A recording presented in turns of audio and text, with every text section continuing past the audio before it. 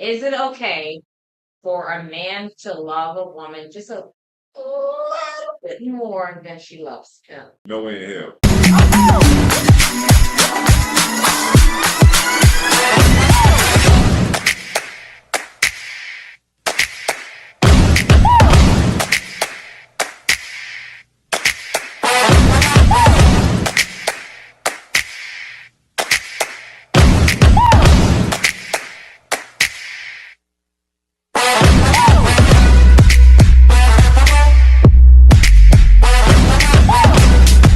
Hello, my lovely people. This is your girl, Sweet Brie, with Lady Boss Talk TV with Brie Crenshaw. I'm with an amazing entrepreneur, CEO, seven-time author, an amazing man, philanthropist, and also a dating coach and a motivational speaker.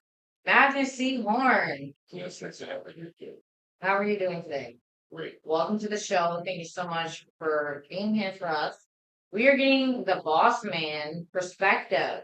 So, ladies, listen up because this man has books and a lot of advice for people like me and you who are looking for the equal masculine partner. So, we're going to go ahead and dive into it. But before we get into it, I want you to like, comment, and subscribe. So, we would like to know, first and foremost, who you are, what's your educational or street smarts background, what gives you the right to give love advice? That's a great question.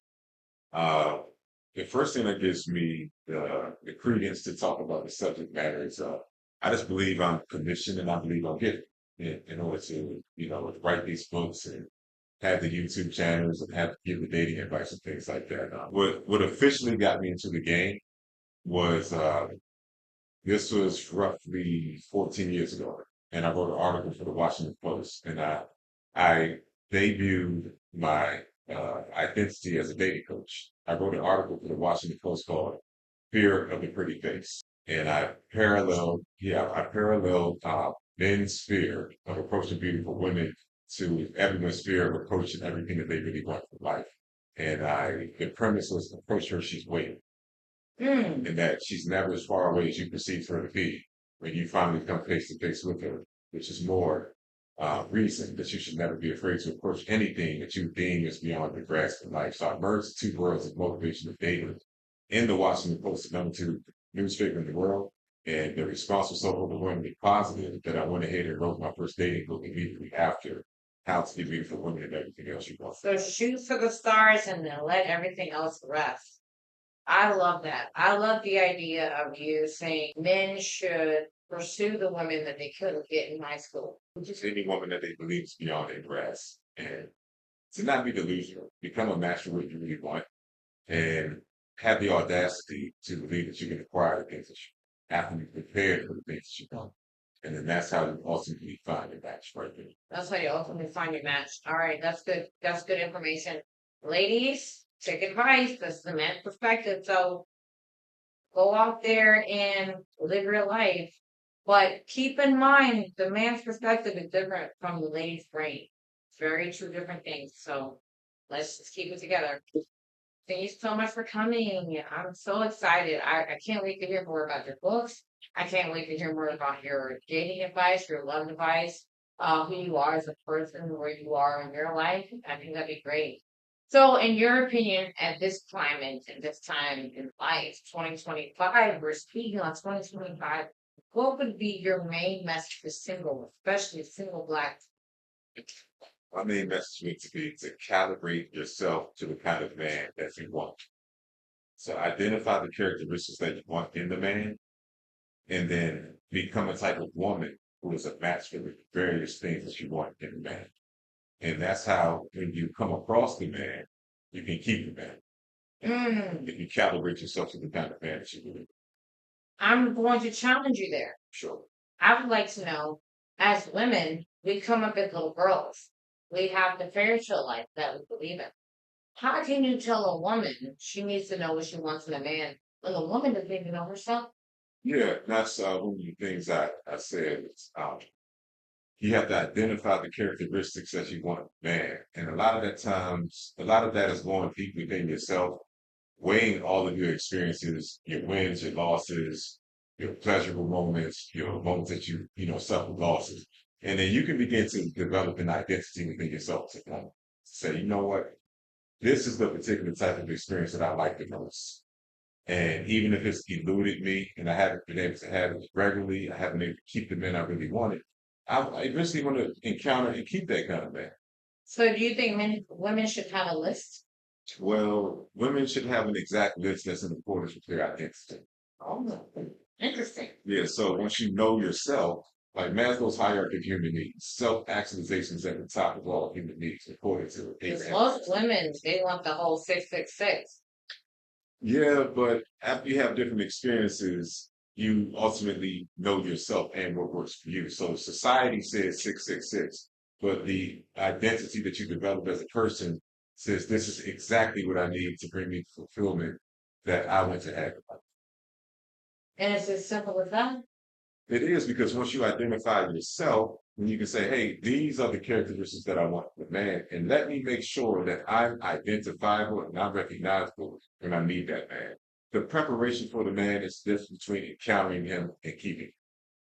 And I have a strong feeling that women should start, and it's just my opinion, celebrating themselves, loving themselves, learning who they are, what makes them tingle, what makes them happy, what makes them fulfilled. For some women, having children makes them feel fulfilled.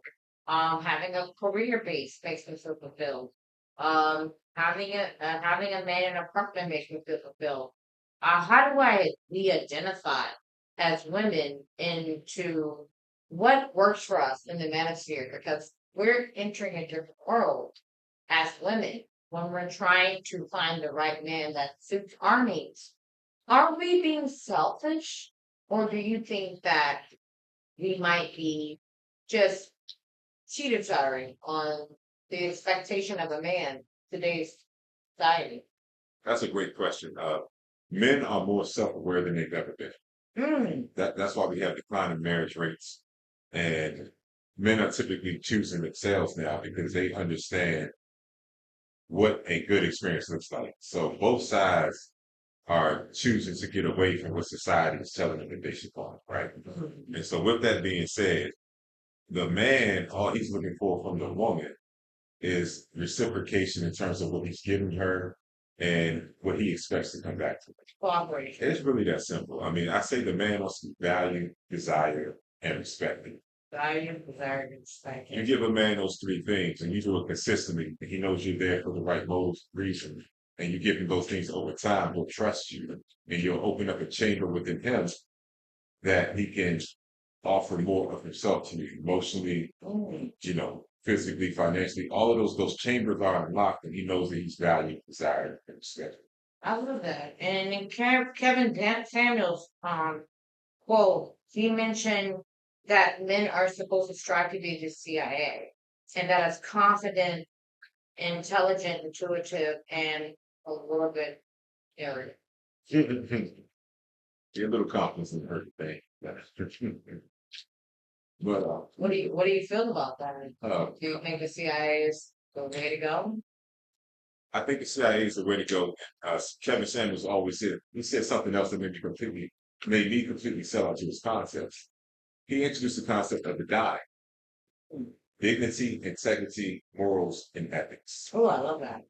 And in conjunction with the CIA and the dime, because I looked at Kevin Samuels, he was heavy in the material world, the high value man, the six-figure man, decorated friend group, celebrated amongst his peers and things like that. So I was like, yeah, that's some of it. But then when he said dignity, integrity, morals, and ethics is more important than anything that you could possess, even money in the material world, that's when I completely sold out to his rhetoric and his concepts. And So money in the material world. So do you think money is not an issue when it comes to relationships and keeping stability? money is necessary, but money is a part of the material world. Okay. And the only thing that's constant in the material world is change. Okay. So no matter what your efforts are, you can't dictate where you're going to be from day to day. Financially, things happen. Yes. You can give your best efforts, reap your rewards, put yourself in position for things to happen. So the core of the person is what's going to hold you together when you're at your highs and your lows and you have to withstand certain storms, meaning that you all genuinely desire each other, then you all can withstand the various ebbs and flows that life inevitably offers all of us. If it were more easier said than done, but let's be real. Let's keep it real. This is Lady Boss Talk TV. We women want to know because a lot of us are dating busters or meeting busters. We don't want the buster. How do we get the high value man? How do we get the man that deserves us? How do we get the man that can be stably, mentally stable, financially stable? What do we look for in a man that ensures us that we're going to be okay? That's a great question. The first thing you have to look for, and I talked about that very early on in my book that I wrote to Black women. The first thing that you have to look for is, has he been able to effectively lead himself? Oh, okay. Hmm. He can't lead you until he's effectively been able to lead himself. So, Even if he hasn't arrived at that place called there, where everything's clicking. If he's a man of purpose and vision, he has a track record of results that are followed, even if he hasn't crossed over to the threshold of his promised land. So you can trust the results in his life that are the evidence that he's been able to lead himself. And then you speak to the greatest parts of him. You don't condemn him. You use the innate instinct that God gave you to see inside of that man and where he's going. There's things you can see in the man that he can't see within himself. oh, For example, one of the best, well, probably the best woman I've ever been in a relationship with. I was a budding motivation speaker. She was in medical school at Howard. And I used to work 7 days a week. Books on the weekend, was playing professional basketball. Um, and I was working as a substitute teacher. I worked 7 days a week. And I just remember we would have anniversaries, after my book signing and stuff. She know all the things. And I'm exhausted and this and that. She says, "You're going to make it. You work so hard. You're going to make it." And I believe in your mission. I couldn't see it, but you can see the blind spots of the man and his efforts and where he's heading more so than he can, because God gave you that eye because you're surviving. So speak to where he's going based on the efforts and evidence that you can see in his life. And if there's things that he needs to improve, he's open to hear those things because you're speaking to the greatest parts of him, and you're being an unconscious push towards his quote unquote high value destination in his promised land, just through your presence and your encouragement and your observation of his best characteristics and your daily affirmations that validate where he's going. So it's like what they said in the Bible, let the man lead, clear the neck, and the head cannot move without the neck, and that we are the helpmates. And that people should realize at this point in life that it's your destination, it's your choice. If you see something wrong with someone, don't go that route. If you see something right, you see a vision with love and care, and if the man is leading, go for it. But I think what I've noticed with a lot of my ladies is that they're expecting men to already be there. How do you feel? Once again, I break down different ages in my group. Depends on age, yeah. And I should say by the time the man is 30, he needs to be showing some signs of life. Yes. He doesn't necessarily have to be there, but there should be tangible backdrops of success that follow. So that's just something that you have to trust and you have to enhance what the man has already built. So not every man is going to be fully assembled, so to speak. Right. But if We're you're not transformers. yeah, but if you're facing a marriage epidemic that's not getting any better, then you don't have the luxury to wait for men at the finish line. You don't have I that. heard that. You don't have that luxury. So you have to look at that man and what he's built, and look around the corner and see if you have enough trust in what he's built that he can build something substantial for you if he stays his course. Wonderful. So what do you think is the struggle, or we can call it the disconnect, between women finding and keeping high value? It's the preparation for that man. It's the amount of value that you have for that man that dictates your level of preparation for that man.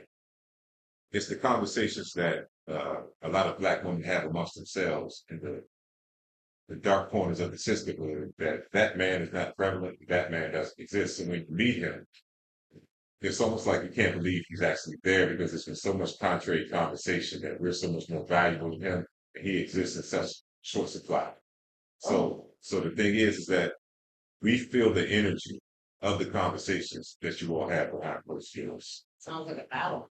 It does, but in order to win the battle and escape the race of the epidemic of non-marriage, you have to somehow, some way, learn to value the man that you desire, which is the high-level black man, and just the black man in general who's more likely to marry you, and somehow find some value in him. Because if you don't value him, then you're going to emasculate him, Yes. and then you're going to discredit him. He can show up as the most high-value man on earth, but if you have a negative perception of him, you're going to disrespect him in a way that he can't come back from because you can't hide those secret conversations that you and your sisters have behind those doors. But can we get real, like really real, and talk about the pool? The pool There's is a very small, we talk about the 15%, the 10%, the 1%. Let's talk about the black man. let's talk about Let's talk about the black man. Okay. There's only this many. it. Ladies, there's only this many black men that are high value men that are in the 15 to 10%. How do we even meet them? Where should we start to go? I want to go back to something I previously said. Those are the men at the finish line. They're typically going to be older. But instinctively, women like to marry guys and deal with guys around their age. So there's a trade-off. You go older, then you're sacrificing sexual attraction. And then Yes. you get the security, and then you're creeping on, you run in the back door player. So my suggestion, find a man that has tangible results in his life, that has drive, that has ambition, that's in your age, whatever age group you're attracted to, that you're sexually attracted to. Speak to the best I'm quality. gonna be honest with you. Me and my man are in our 30s. He's in my older 30s, I'm in my younger 30s. It works for us. I used to date guys that were 50 and up. I didn't think anybody was tangible. Understand? I just didn't believe it. I just thought, like, I'm in my 20s, I'm in my prime, I'm shaking and jiving, having a good time. And I'm like, I went 45, I went 55, I even went over 65. As embarrassing as that is, and I'm putting myself out there, I'm just saying that, ladies, just because he's 65, I'm gonna put the camera on me. Just because he's 65 don't mean he's mature. He can still be a baby at 65. I'm telling you now. But on what you were saying, a guy that has his thing together is already set. And if he's on his way to his goal, let's say he like Obama. I don't know why I use him as an example all the time, but I love him. But Obama, Michelle, when she got with him, she wasn't dumb. She knew he was going to graduate. She knew he was going to have a job. She didn't know he was going to become president, but she knew that he would be a lawyer and be able to sustain her and her family and take care of the kids. She knew that. I think that was a smart move. That's just someone that feels bad. Do you think ladies should move that way? I mean, you ultimately should because you talked about the numbers. Now, being realistic, 60% of black men are in the single class. I mean, the middle class, 60%. So there's a very strong, robust pool of self-sufficient black men that you can choose from.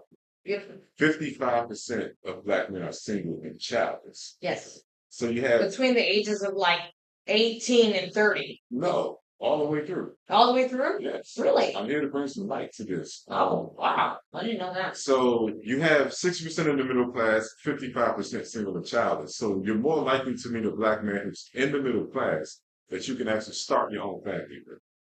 That's a win. That's a win. When you're fighting an epidemic such as non-marriage, of which 72% of black women are never going to get married. I wrote that in my book. If you're basically one in what is that like 1 in 4? And then of that one in One in four, of that 1 in 4, Same problem, John. yeah, of that 1 in 4, only 50% are going to make it past 5 years. So a black woman has a literally a 10% chance of getting married and making it past 5 years. If that's your reality, you have to look at the pool of men that's available to you, not the fantasy pool, but the pool of men that's available to you, and you have very suitable matches within the available pool. I'm still wondering, where can we find these women? They're everywhere. I think we're looking in all the wrong directions. No, all you have to do is leave the house. Yeah, please No, leave the house, ladies. but, no, this is what I'm saying. Men approach women they're interested in. So a woman can say, "Oh, where are these men?" Like I don't meet them and things like that. They're looking past you. They exist, but they're looking past you. I understand. Or you might have a conversation with them and he's so turned off, but you don't even get to see that he's one of those guys that you're saying, where are those guys? So it's just a matter of fact. Prepare yourself for the kind of man you want, and you will be recognizable. The real power is in the preparation. You will be found when you prepare. Yes. My dad always taught me to prepare for success, and success is preparation. He always taught me that. Exactly. And you have, as a black woman, you have to be honest with yourself about your opinion of black men. I think that's the place to start right there. That's a little subject, a little bit of a dig. That ties in perfectly because my book, How to Get Beautiful Women and Everything Else You Want from Life, right? Black women like, yeah, tell them how to get us, tell them how to get us, right? So in walks How to Be Appealing to Successful Black Men for Black Women. In walks this book, and I'm taken aback by the title.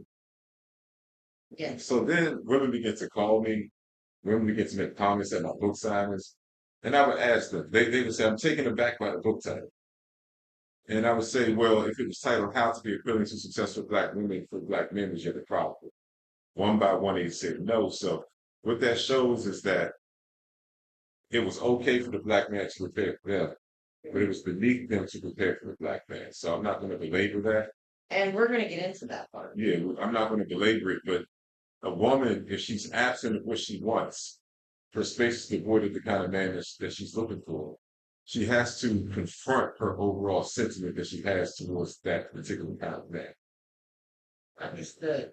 Okay, so there was a concerted effort to separate us, but ultimately, given that women control birth and who comes into the earth, That's very the true. man has absolutely nothing to say or to influence that. Her body, her choice. The movement set it up that way.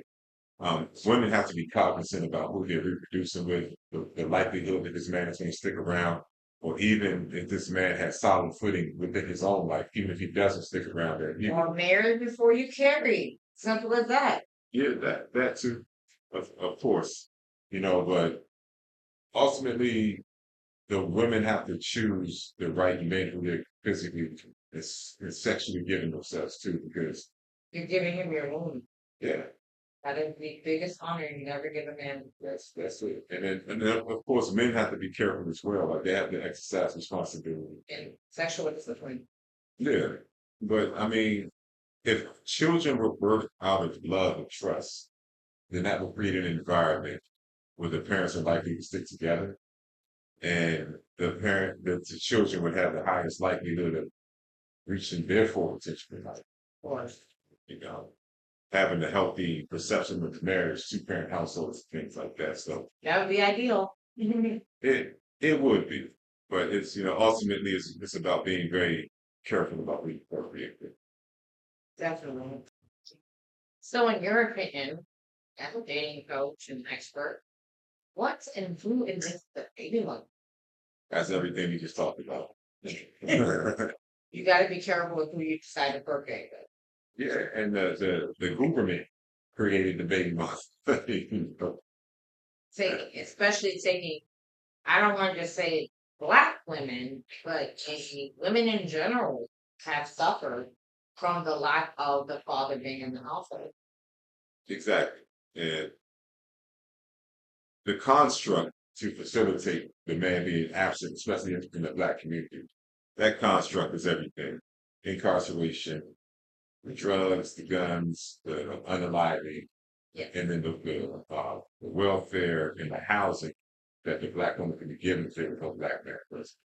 So that created a separation of a woman being incentivized and believing that she's better off without that without that Black man. Yep. And that's essentially and that's brainwashing.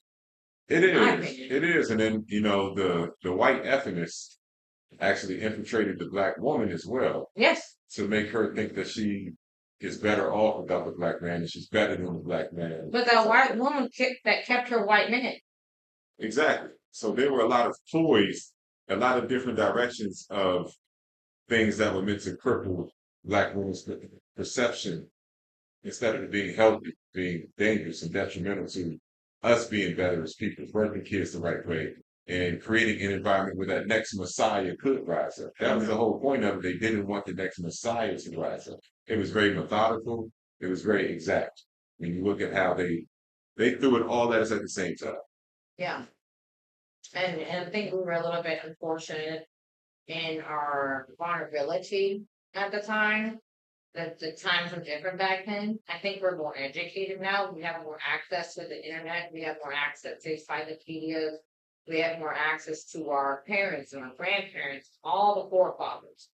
And my thing is, why would you, as a single woman dating a man, want to lay down with a man that you don't know very well and that you don't trust, and the possibility that you could possibly procreate?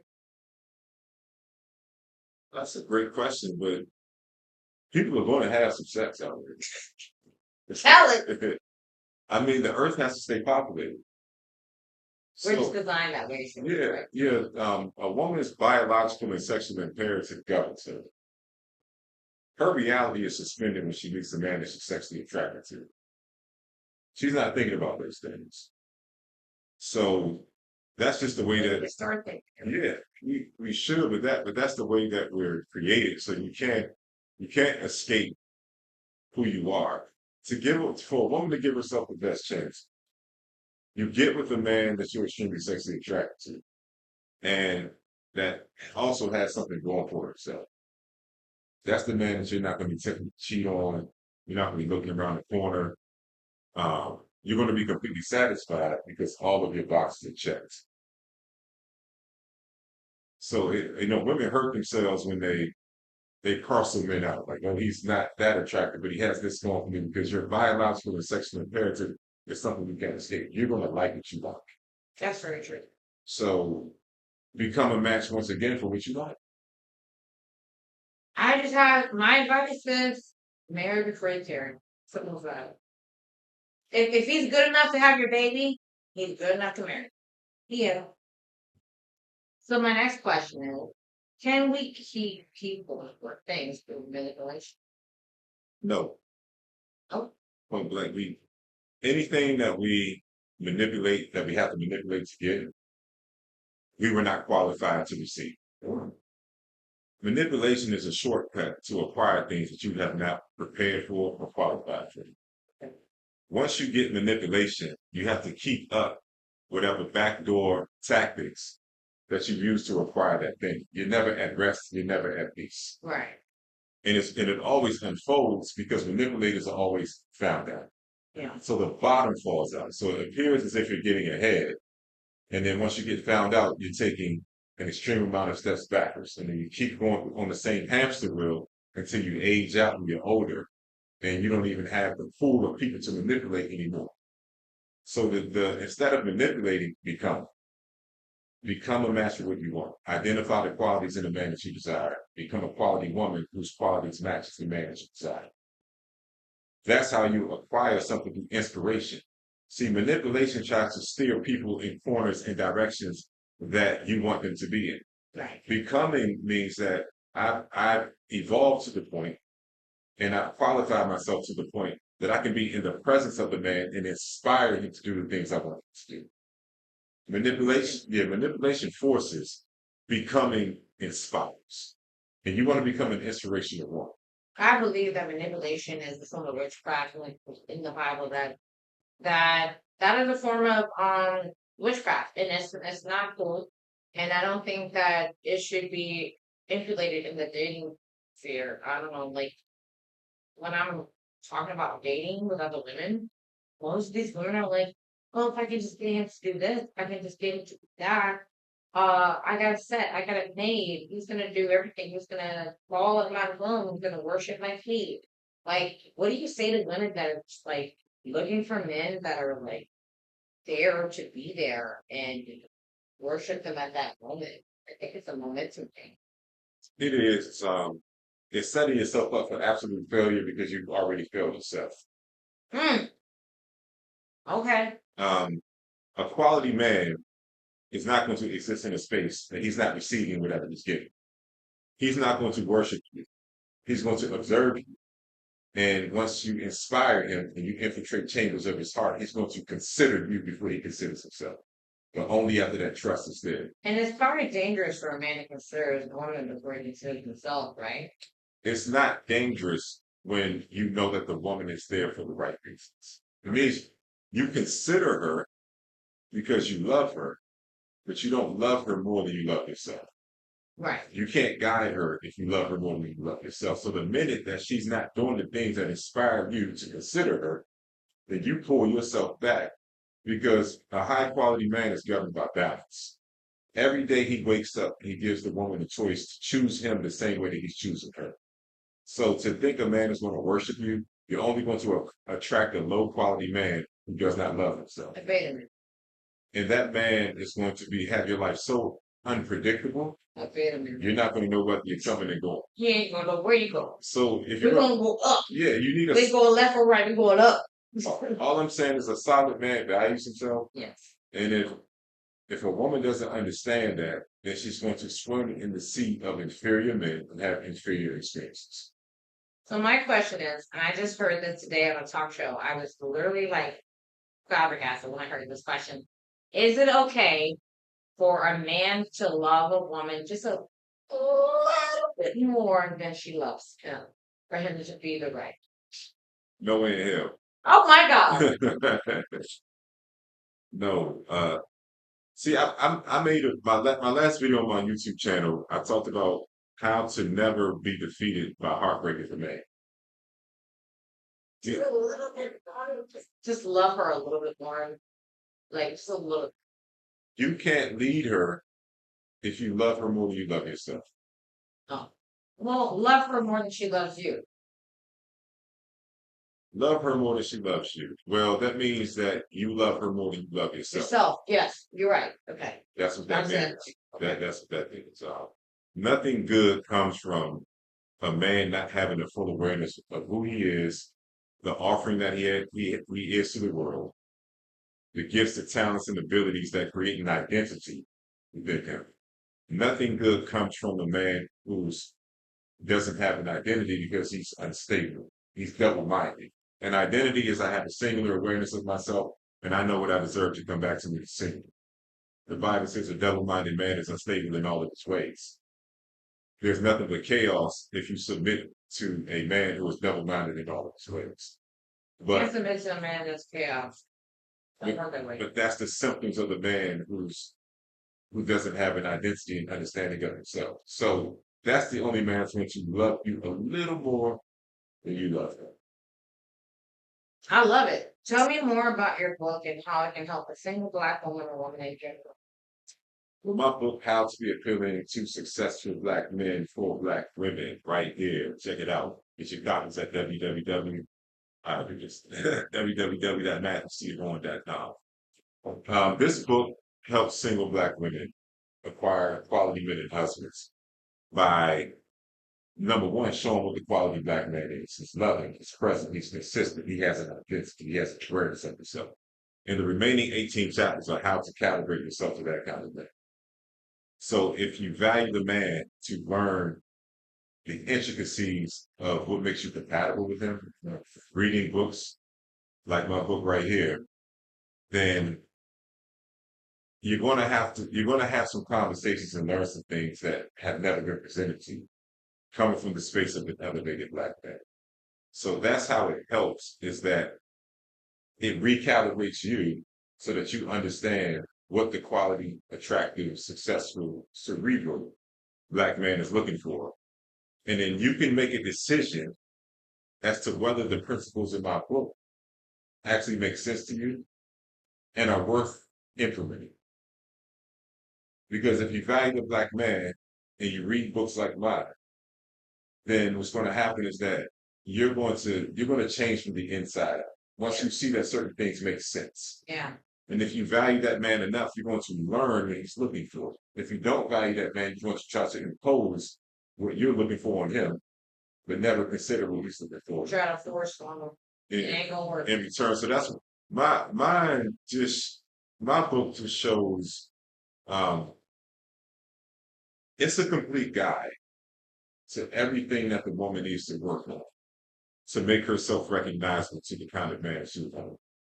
I And can't. is this like going off of your opinion on what you think single black woman should be?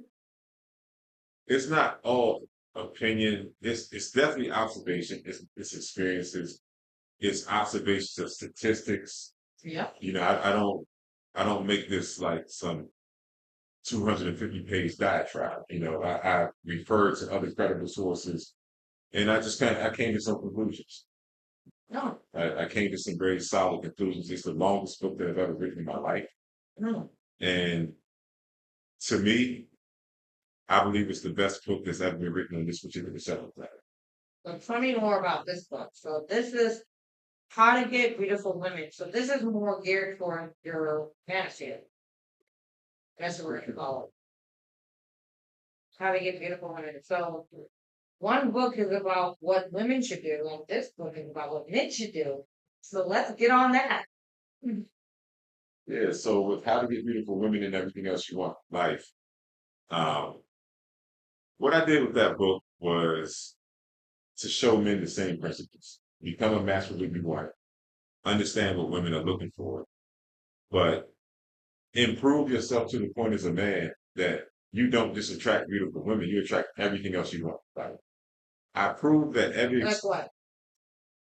success, elevated experiences, and the things that call your name as an individual. Like travel. Yeah, Like whatever your definition of success is. okay. And yes, because as men, we understand that everything that comes back to us is an exact representation of what we're given to life. So the only thing I did with this book was instruct the man on how to become his optimal self, so he can get the optimal returns from life. And so beautiful women are just a byproduct of him becoming a match for everything that he wants from life. So it wasn't centric I'm on gonna look at the byproduct part, but yeah, yeah. we're gonna give it. Yeah, you know, it wasn't like do this gimmick, play this game. It was like, no, improve yourself, and your experiences are going to be more elevated as you become a more elevated man. I love that. All right, let me get back to the book because I'm more interested in the book. Sure. This book comes to me. Okay. Y'all, it says how to be appealing to successful black men for black women. This is a book you need. Forget about Steve Harvey. We done with that. We are working on how to elevate ourselves and be more attractive. So, this is a dating coach and expert. You need to book him. We're going to find him online. Everything's going to be great. My final question is, are you single and are you available? Yes, I'm not in any relationship. You hear that, ladies? I'm just expanding every day, you know, purpose, identity, focus. Where can we find you? Okay. You can find me at my website, www.matthewchorne.com. You can also find me everywhere on social media at Matthew C. Horne. Dating coaching YouTube channel, Matthew C. Horne Dating. Check that out. It's the best dating channel on YouTube. And I also have a dating channel for women, Matthew C. Horne Dating for ladies. That's wonderful. Thank you so much for coming on the show. We really appreciate you, all your efforts, and everything you had to say. I'm hoping this will reach out to some of our single women And at some point, they will take your advice, buy your books, and go to your YouTube and get some more information. And we can make this whole thing work. I mean, you're the first boss man on a Lady Boss Talk. See, I'm pro men. What's up? And I just really, truly thank you for coming on the show. And I thank you for sharing your life with me and your personal experiences and the things that you've learned and bringing me books. It's been very helpful. I appreciate it. Thank you so much for having me. This has been a enjoyable experience, and I can't wait to see much more Lady Boss Talk. All right, so we're going to tell them on the count of three, we're going to tell them subscribe. 1, 2, 3, subscribe.